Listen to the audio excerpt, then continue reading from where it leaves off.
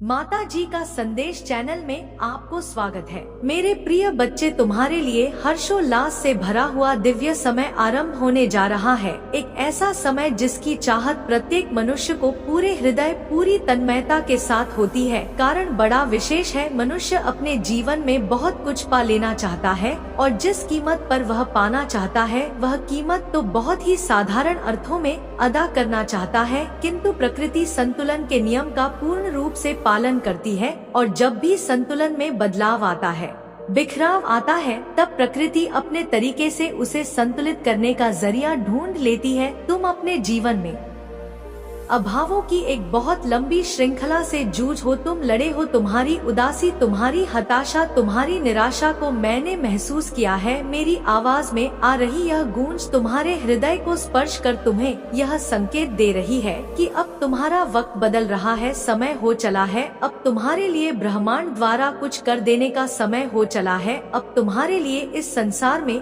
कुछ ऐसा कर देने का जिसकी कामना भी तुमने ना की होगी, किंतु जिसका घटित होना ब्रह्मांड के संतुलन के नियमों पर अत्यधिक आवश्यक है। जब मनुष्य का जीवन ब्रह्मांड की कसौटी पर खड़ा नहीं उतरता, जब वह उसके लिए पक्षधर नहीं होता जो ब्रह्मांड चाहता है, तब कुछ ऐसा चमत्कार घटता है, एक ऐसी अनहोनी घटती है जिसकी कोई विचार नहीं कर सकता। प्रिय बच्चे, अब तुम्हारे जीवन में एक ऐसा दिव्य प्रवेश हो रहा है जो न केवल तुम्हारे जीवन की रूपरेखा बदलेगा बल्कि तुम्हारे मन को, तुम्हारे सोचने समझने के तरीके को भी बदलेगा। यह आवश्यक है, यह मूल रूप से आवश्यक है। तुम इसे समझ ना पाओ, तुम इसकी गहराई में ना उतर पाओ तो इससे ब्रह्मांड इत्तेफाक नहीं रखता। मेरे प्रिय बच्चे, समय अपनी चाल से चल रहा है और इस समय वायु में घुली हुई शीतल जलाशय तरंगे तुम्हारे हृदय की सतह को कुछ इस प्रकार से छूती हुई स्पर्श कर रही है कि अब धीरे धीरे तुम्हें एहसास हो रहा है अपने उद्देश्य का, अपने कर्तव्य पथ का, और तुम अब एक ऐसे जीवन की ओर अग्रसर हो रहे जिसमें न केवल तुम्हारे लिए प्रेम होगा बल्कि तुमसे संबंधित, तुमसे जुड़े हुए उन सभी लोगों के लिए भलाई से जुड़ा हुआ भविष्य है जो तुम्हारे बहुत करीब है। और ऐसा भविष्य जिसमें उनके लिए सब कुछ बेहतर, सब कुछ उनके अनुसार और सब कुछ उनके भलाई और उनकी स्वतंत्रता सुविधा के लिए किया जा रहा है। तुमने कितना संघर्ष किया है, मैं समझती हूँ।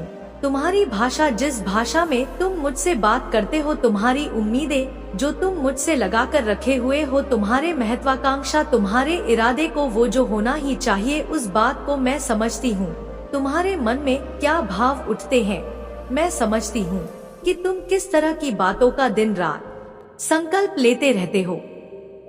और अब जब मैं तुम्हारी मनोदशा को बेहतर तरीके से समझती हूँ तो मैं तुम्हारे लिए कुछ कर गुजरने की इच्छा रखती हूँ, कुछ ऐसा कर गुजरने की जिससे बाद में तुम्हें बहुत लाभ हो, जिसका उपयोग अपनी बेहतरी में कर सको। मेरे प्रिय बच्चे, अब तुम्हारा लक्ष्य तुम्हारे ही सामने आ खड़ा हुआ है। तुम धीम गति से ही सही किंतु जीत की ओर आगे बढ़ रहे हो और यह यूं ही घटित नहीं हो रहा, इसकी गवाही यह प्रकृति स्वयं ही दे रही। अब मौसम में तो भूचाल आ रहा है, बारिश अपना रुख दिखाने वाली है, बादलों की आवाज में तुम्हारे जीत की गल सुनाई दे रही है। आकाश के पन्नों पर तुम्हारे लिए बेहतरी लिखी जा रही है, योजनाएं तुम्हारे पक्ष में कार्य करने को घटित किया जा रहा है। अब तुम्हारे सामने अनेक प्रमाण प्रस्तुत हो रहे हैं। तुम्हारी जीत के इस विजय अभियान के आगे बढ़ जाने के, प्रगति के, प्रगतिशील हो जाने के, प्रेम को पा लेने की इच्छा, अनिच्छा से परे, उपयुक्त अनुपयुक्त के भाव से परे, परम परमेश्वर की सेवा में लीन कार्यों की ओर तुम बढ़ रहे हो। मेरे प्रिय बच्चे, जो अवसर तुमसे छीन लिए गए थे, बेवजह ही तुमसे दूर हो गए थे, अब वह बहुत ही सहज, सरल, आसान, सुहृदय तरीके से तुम हारी ओर बढ़ रहे हैं, क्योंकि अब यह वही समय है जब तुमने अपना संपूर्ण समर्पण ब्रह्मांड के प्रति जाहिर कर दिया है। इससे कोई यह छूटा नहीं है, तुम्हारे भाव से कोई भी वंचित नहीं है। हर किसी को पता है कि तुम्हारे मन में क्या भाव उत्पन्न हो रहा है। अब तुम्हारी लड़ाई स्वयं ब्रह्मांड लड़ने वाला है। यह लड़ाई अचूक है। ब्रह्मांड कभी अपनी बातों से नहीं चुकता। जो ब्रह्मांड ने ठान लिया है मेरे प्रिय, वह घटित होकर रहेगा। उसकी ठानी हुई बातें व्यर्थ, निरर्थक नहीं जाती और अब यह ठाना जा चुका है कि तुम्हारी विजय होकर रहेगा। ठाना जा चुका है कि तुमसे जीत को दूर ना किया जाए। तुम्हारे लिए इस संग को सुनना इतना आवश्यक है कि तुम सोच भी नहीं सकते। तुम्हारी आवश्यकता से भी ज्यादा भी इसकी दिव्य ऊर्जा को अपने भीतर समाहित कर लेना आवश्यक है। सबसे ज्यादा आवश्यक बात इस समय तुम्हारे लिए यही है कि संदेश से, मेरी वाणी से, इस गुंजायमान होने वाली आवाज से निकलने वाली प्रत्येक ध्वनि की तरंगे, प्रत्येक ऊर्जा दिव्य तरंगे तुम में समाहित हो, तुम्हारे रोम रोम का निर्माण करें। इसलिए मेरे प्रिय बच्चे, तुम्हारा किसी भी हाल में संदेश को बीच में छोड़ कर जाना, इसे अनदेखा करना उचित नहीं होगा। यदि तुम अपने भविष्य की भलाई चाहते हो, यदि तुम अपने पास आ रही निराशा को हटाना चाहते हो, यदि तुम जीत को अपना लेना चाहते हो, जीत के पन्नों पर अपना नाम शब्द रूप से अंकित कर देना चाहते हो, यदि तुम चाहते हो कि प्रत्येक देवदूत तुम्हारे लिए कार्य करने को तैयार हो जाए, यदि तुम अपने पूर्वजों का संपूर्ण आशीर्वाद अपने भीतर समाहित करें, अपने मस्तिष्क को सकारात्मक दिशा में कार्य करने के लिए प्रेरित कर देना चाहते हो, यदि तुम निराशा की सभी श्रृंखलाओं को एक क्षण में समाप्त कर देना चाहते हो, तो इससे जुड़े रहो, इसे अनदेखा ना करो और इसकी दिव्य ऊर्जा को अपने भीतर समाहित होने दो। जो तुम्हारा है, जो तुम्हारे लिए है, उसे महसूस करना सीखो। अब समय आ चला है तुम्हारे लिए जीत को लिख देने का, गढ़ देने का। यही तो समय है, यही वह समय है जब प्रकृति द्वारा तुम्हारे लिए संतुलन का कार्य प्रारंभ कर दिया जाए। ऐसा संतुलन जिसमें अब तक तुमने दुख को झेला है, निराशा को झेला है, धोखे को अपने सीने पर महसूस किया है, जिसमें तुमने अपने पेट में उस तरह की गतिविधियों को महसूस किया है जो डर, भय, निराशा और पूरी तरह से हार जाने की भावना के साथ उत्पन्न होता है। तुम इससे गुजर चुके हो, लेकिन अब इसका दूसरा पहलू, दूसरा पक्ष प्रारंभ होगा। तुम्हारे लिए एक ऐसे नक्षत्र का निर्माण किया जा रहा है जिसमें उसके ऊपर दिव्य शक्तियों का आशीर्वाद बरसने लगता है। यह दिव्य ऊर्जा क्या तुम्हें ज्ञात है किस रूप में बरसेगी? यह दिव्य ऊर्जा स्त्री के रूप में आ रही है मेरे प्रिय। यह दिव्य ऊर्जा पूरी तरह से स्त्रीलिंग से परिपूर्ण है और इसके के आने से तुम अपने भीतर एक तरह की ताजगी को महसूस कर पाओगे मेरे प्रिय बच्चे। देवी की ऊर्जा दिव्य रूप में इस देवलोक से चलते हुए तुम्हारे शरीर में स्थापित होती हुई भूलोक में आ रही है, जिसका लाभ तुम्हें पूर्ण रूप से लेना है। इसके लाभ से तुम्हें वंचित नहीं होना है। तुम्हारे लिए लाभ का मार्ग पूर्ण रूप से तय कर दिया गया है। जो व्यक्ति अध्यात्म के मार्ग पर आ पड़ता है, उसके लिए सुख दुख एक समान महसूस होने लगता है, क्योंकि उन परिस्थितियों में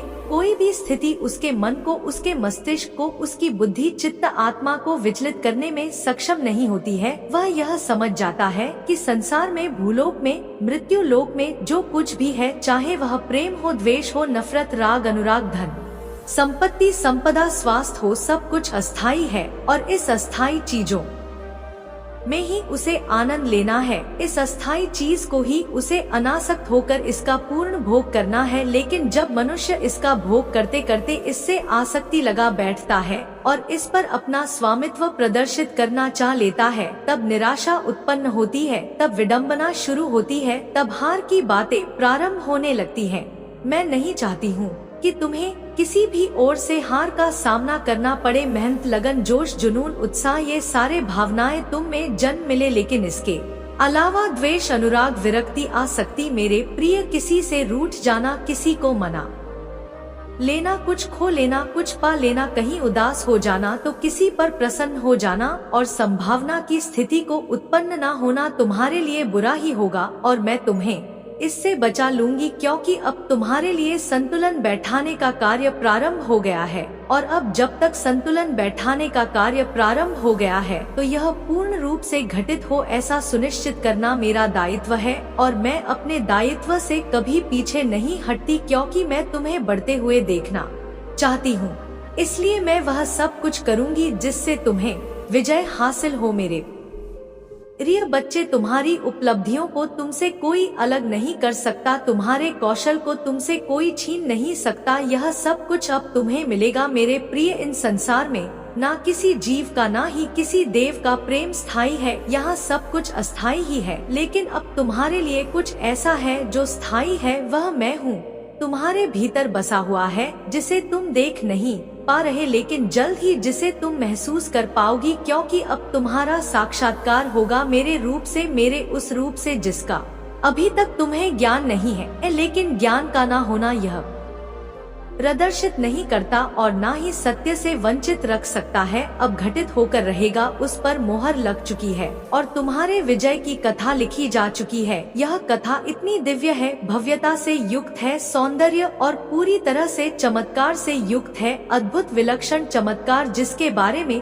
कोई सोच नहीं सकता। ऐसा जादू जो अब सबके सर पर चढ़कर बोलेगा, क्योंकि अब तुम्हारी चर्चा चारों ओर फैलेगी, हर कोने में, दशों दिशाओं में। अब यह दूर दूर तक बात फैलेगी। मेरे प्रिय, मैं जानती हूँ विषमता के इस क्षण में तुम यह सोच नहीं पाते कि आगे क्या होगा, कैसे होगा, किस प्रकार से घटित होगा, क्या यह होगा भी अथवा नहीं।